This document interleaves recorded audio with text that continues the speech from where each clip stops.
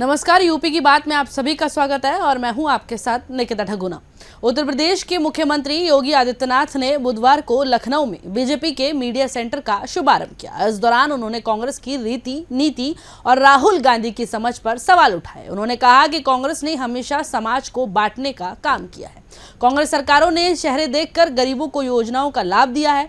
देश कहां से कहां पहुंच गया है और राहुल गांधी अब भी इंदिरा गांधी की नीतियों को आगे बढ़ा रहे हैं।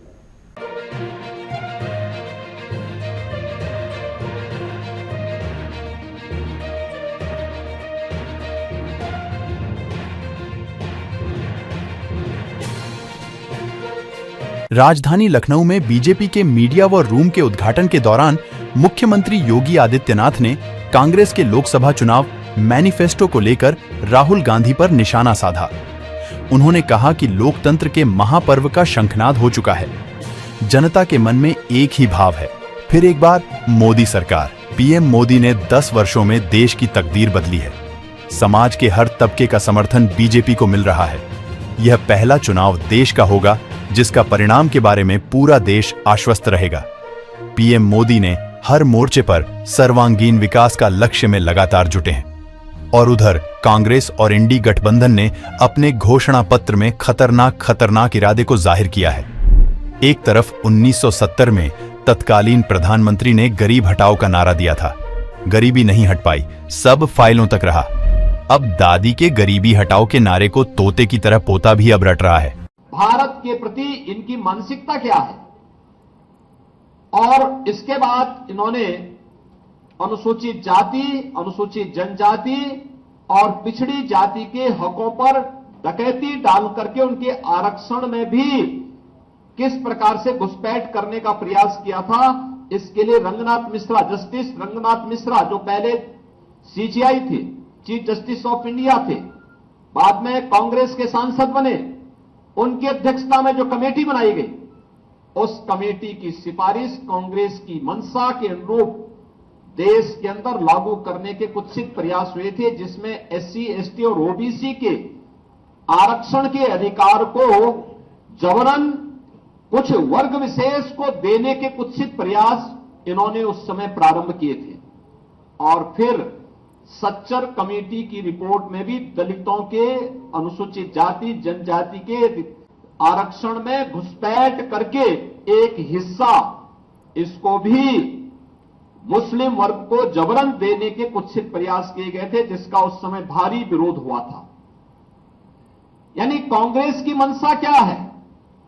कांग्रेस की मंशा और इंडी गठबंधन का मंशा है अनुसूचित जाति, जनजाति और पिछड़ी जाति के अधिकारों पर डकैती डालना, और इसके लिए वे सरकार में आना चाहते हैं। इसके लिए जातीय जनगणना कराना चाहते हैं। इसके आधार पर समाज को, पहले जातीय जनगणना के आधार पर बहुसंख्यक समाज को आपस, सामाजिक ताने बाने को छिन्न भिन्न करने का प्रयास करेंगे, आपस में विभाजित करेंगे, और फिर उसके बाद उनके आरक्षण के अधिकार में जबरन उसका बंतर बांट करने का काम भी इनके द्वारा करने का प्रयास होने जा रहा है। इसको लेकर मुख्यमंत्री योगी आदित्यनाथ ने कहा कि कांग्रेस कह रहे हैं लोगों की संपत्ति का सर्वे करवाएंगे, फिर उसका सुविधा अनुसार वितरण होगा।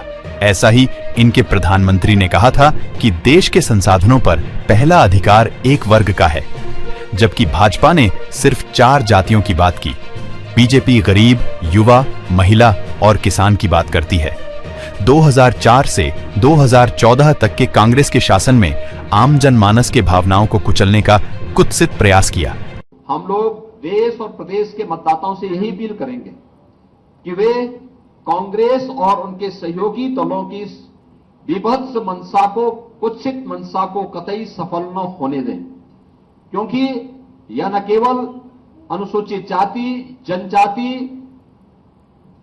पिछड़ी जाति के हकों पर डकैती डालने का कुत्सित प्रयास है, बल्कि आधी आबादी को तालिबानी शिकंजे में धकेलने की भी कुत्सित मंशा के साथ ये लोग कार्य करके देश के अंदर तालिबानी विध्वंस को आमंत्रित करने, आतंकवाद को अपने राजनीतिक स्वार्थ के लिए देश के अंदर हावी करने और देश के संसाधनों पर जो डॉक्टर मनमोहन सिंह जी के वक्तव्य रहा है, उस वक्तव्य के अनुरूप देश के अंदर देश के संसाधनों पर एक वर्ग विशेष को हावी करने की कुत्सित मंशा के साथ कांग्रेस कार्य करना चाहती है, जिसको हर मतदाता को जिसके प्रति सतर्क और सावधान रह करके किसी भी प्रकार के उस दुष्प्रवृत्ति को नहीं पनपने देना चाहिए, जो समाज में वैमनस्यता पैदा करे, राष्ट्रीय एकता और अखंडता को चुनौती देने वाला बनता हो,